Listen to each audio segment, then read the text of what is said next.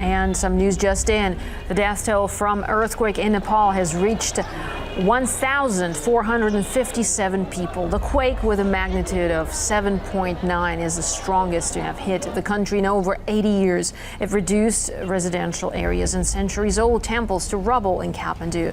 The quake struck before noon to the northwest of the capital. The shock waves also reached India, Bangladesh, and China.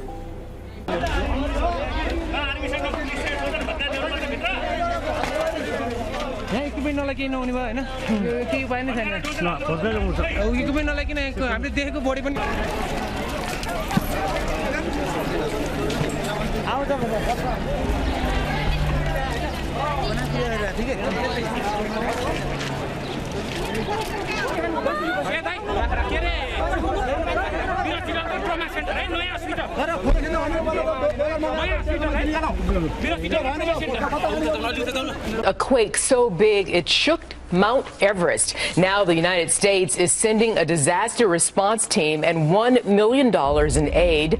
Already reports of more than 1,000 people dead, and that figure is expected to rise. The quake struck just outside Nepal's capital of Kathmandu earlier today, around noon local time, with tremors felt across the region in India, Bangladesh, and Tibet. Now, this video capturing the moment the earthquake struck, shaking everything inside this particular building. The quake so powerful it leveled centuries-old structures like this Buddhist temple, one of Nepal's holiest places. And here you can see the before and the after, the devastation reaching across 4 countries in Central Asia. The quake also triggered several avalanches on Mt Everest at a time when dozens of climbers are trying to make their way to the top. Among those killed, Google exec Dan Friedenberg.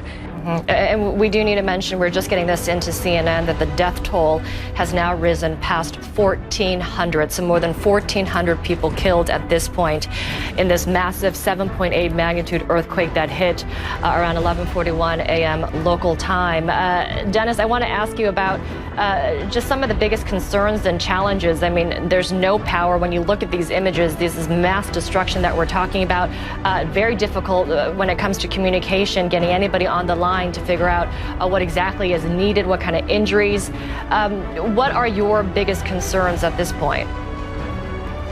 Well, the biggest concerns must be efforts to reach those who are injured and trapped in the rubble. There may be many hundreds of people waiting for aid in the rubble, and night has fallen, the weather is worsening. And we know that Nepal is very poorly equipped when it comes to search and rescue equipment. For example, in the Kathmandu Valley, there are very few fire brigade engines, and we know those rescue vehicles that are available are going to be struggling now and hampered by rubble in the streets, very narrow streets, particularly in the older parts of Kathmandu, where many old buildings have collapsed. And unfortunately, we see that building codes in Kathmandu itself have not been well upheld in recent years. Efforts have been made over the last year to strengthen these building codes, but unfortunately that comes too late for the many thousands of buildings which have gone up across the Kathmandu Valley in the last 20 years, which did not adhere to the building codes required in a place that is so prone to earthquakes as the Kathmandu Valley. Aid agencies saying hundreds of people now forced to make do without electricity, running water, or shelter as temperatures plunge overnight. More than 1,000 people have reportedly been killed in the quake, which struck just outside Nepal's capital of Kathmandu earlier today, around noon local time, triggering shocks across the region in places like India, Bangladesh, and Tibet. David Piper live from nearby Hua Hin, Thailand with the latest. David?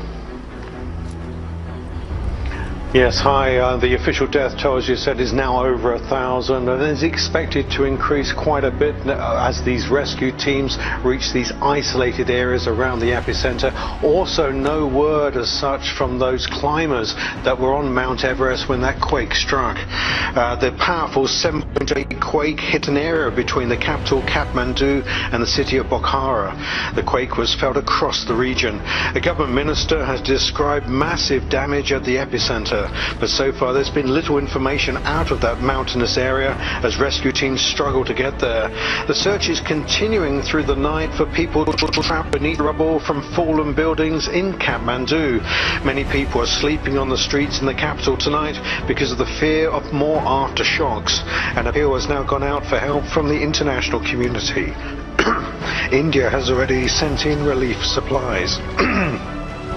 Kathmandu's main airport is reported to have received some damage, but some flights have managed to get in. A number of historic buildings have been destroyed by the quake. The famous 100-foot high Dharahara Tower was smashed. It's feared over 100 people were inside it when it fell. And also at this time they are continuing their search across Mt Everest for those missing climbers. Back to you. Okay, David Piper, thank you very much for that report.